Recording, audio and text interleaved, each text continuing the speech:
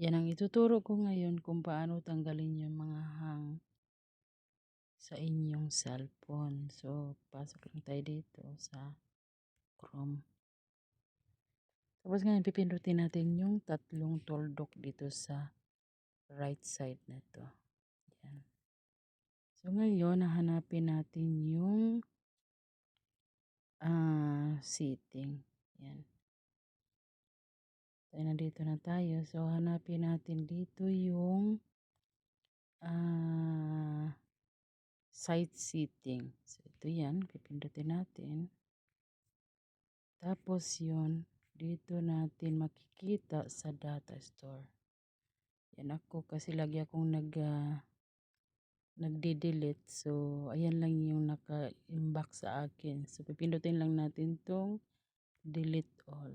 Yan. Tapos ngayon, click natin tong delete. So, ayan, empty na siya. So, para mawala yung ating paghahang sa ating mga cellphone. So, ganun lang guys. Thank you. Yan, ulit-ulitin lang natin para mawala yung hang ng ating mga cellphone. So, ganun lang guys. Thank you. Bye.